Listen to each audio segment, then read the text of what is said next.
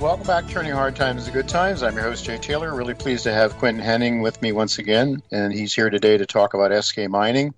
Quinton is a director of the company, and he's also, of course, working with Crescat Capital. He advises the company on Eskay and any number of other companies that the company obviously invests in. Quinton is really the guiding light for the company in terms of picking exploration stories, and he's got a good one, I believe, in Eskay Mining, so I'm really glad he could be here to give us an update on the company. It put out some drill results a couple of weeks ago.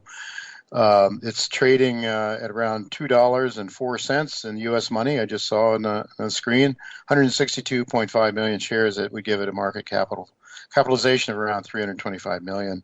Welcome, Quinton, and thank you for joining me again today. Thank you, Jay. Always a pleasure.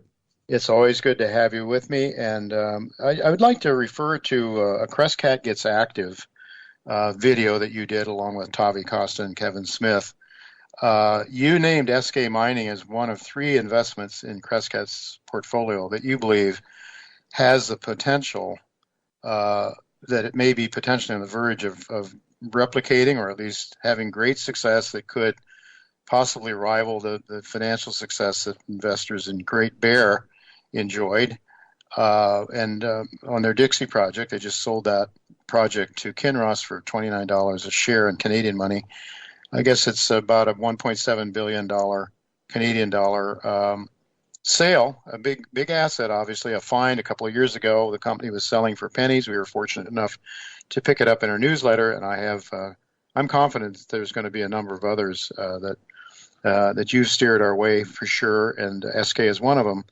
But can you give us an update on Eskay and tell us why you think this has such great potential, their VMS project in British Columbia?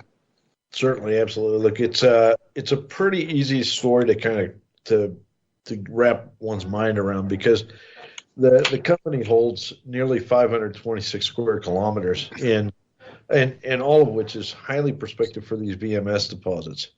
In the camp, basically the rest of the district that surrounds the old Eskay Creek mine. Eskay Creek, of course, is now owned by Skeena.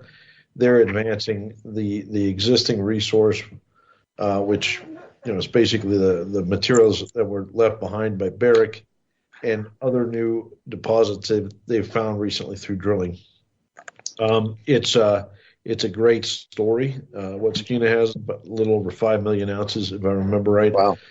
And we've got the ground surrounding it, and really we control probably 85% of the prospective belt of this rock that hosts these VMS deposits. Now, we realized that when we started the program last year, we realized that we had to quickly identify where we should go prospect. It's a big property, so we did it's effectively a stream sediment program. We identified through that a number of areas that are shedding very high gold values, as well as pathfinder elements. So we know we have multiple targets across the property just from that work. We also did geophysical work.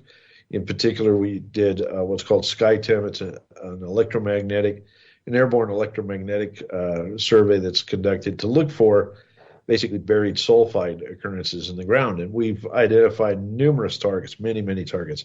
So again, that data set is telling us we have lots of potential here. Now, we've focused most of our drilling at TV and Jeff, which are two, at this point, more advanced targets, or becoming more advanced targets.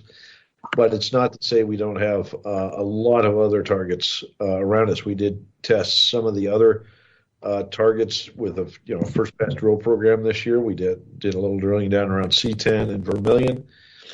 We drilled a hole between TV and Jeff that's showing sulfide mineralization. Hopefully will show us that those two systems are connected. And then we did some boots on the ground work up at a place called Scarlet Ridge, which is also looking like a very prospective VMS system. So where are we at right now? It's still early days, still very early days. We're still learning a lot, but we are very, very confident we have basically a whole district scale potential on our ground.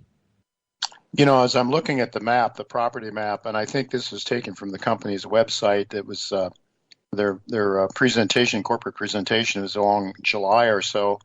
And I'm hearing you talk about some names that I don't see there, but there are a lot of other names. There's Big Red, there's CFJ, there's Red Lightning, I think it's called, and I don't know, TET, HSQV. There's a whole bunch of others. So I think what I hear you saying is you've come up with a lot of new ones since the middle of last summer, I suppose.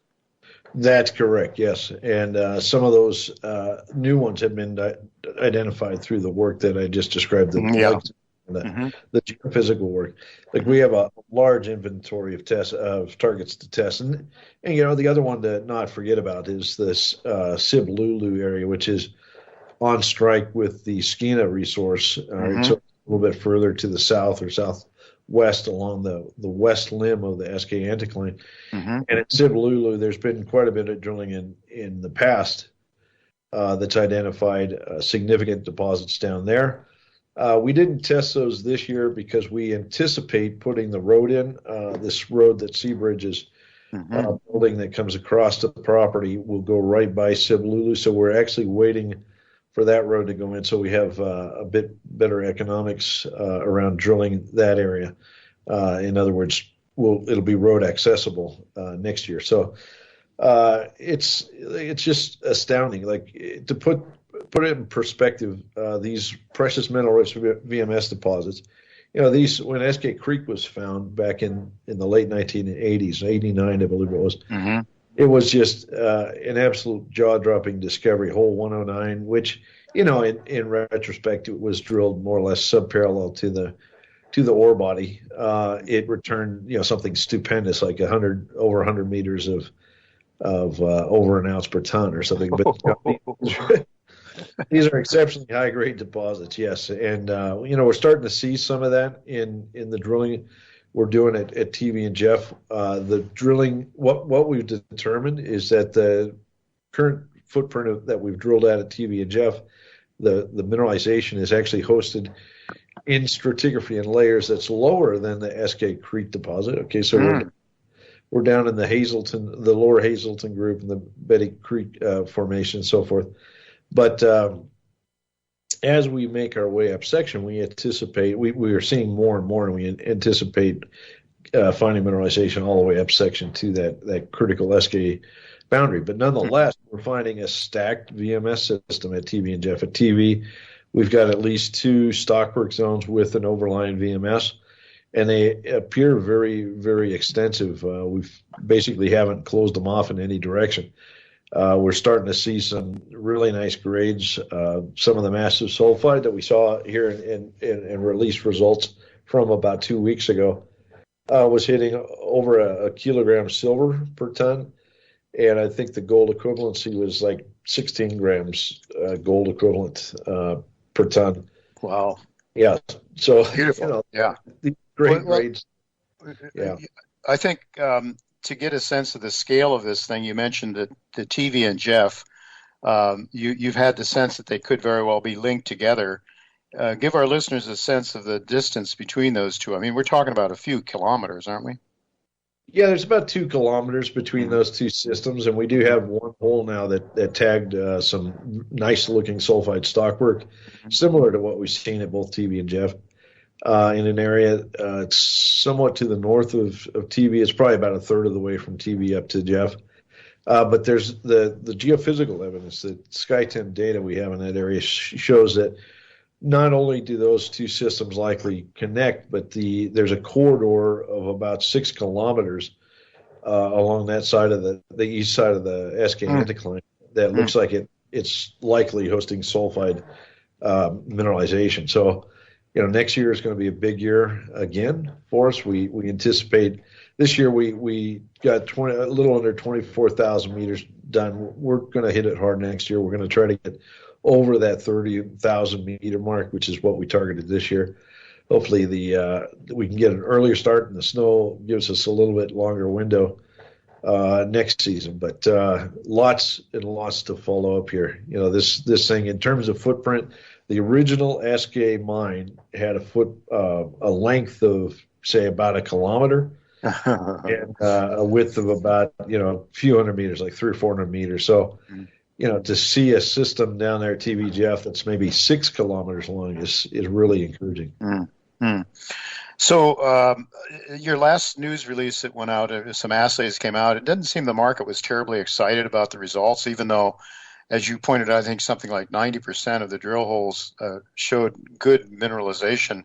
35 of 98 holes have been reported, I believe, Quinton. That means there's an awful lot of assays to come yet from last year's drill program. Is that right?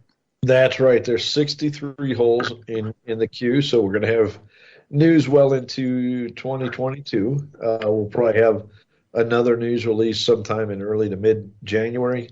Mm-hmm. And then I would expect the entirety of all of the assays to be back, say hopefully by March for sure. But, it's just a little bit of an exercise in patience anymore with the labs. But things are improving. I think we're seeing the lab, backlog kind of clear out. But, it's still funny because we've been trying to work with the lab to kind of, shuffle samples around, and they have to literally dig through piles and piles of samples in the yard to figure out where samples are at times. So I know a backlog still. Yeah. I'm wondering, so will we be hearing something about your drill program next year, and do you have to wait for all those assays or most of those assays to be in to form your drill program next year, or how does that work? We have most of the program designed. We know where the mineralization is in the holes that have been drilled. Assays are important. We'll wait for all the assays to finalize the program. But I would say by February or March of next year, we'll be presenting the path forward as far as drilling, where we think this system's going, and telling people what we're going to do starting in June. All right. So I guess there's going to be a lot of drill information coming out, a lot of things to keep your eyes on. Then by June, you'll start your next program. That's the aim. We're going to try to get started a little bit earlier than we did this year. Mm-hmm. We recognize that there are certain areas which are lower in elevation, probably more accessible, that we can get to and get going. And then we'll sequence it and do some of the higher elevation targets, by late July or so when the snow's melted. But we do have a pretty good inventory of targets to test, including that Scarlet Ridge area. I think that's low-hanging fruit, an easy one to get to. Very good. Well, we'll certainly be looking forward to it. And the company's well-funded to take us how far? It is. Right now, I believe the company has on the order of $5 or $6 million. It's got some more bills to pay, but we should be in good shape. We've also got a lot of warrants coming in next year, I believe some in May or June, and then another tranche in August. We anticipate that covering a lot of the costs of this drill program.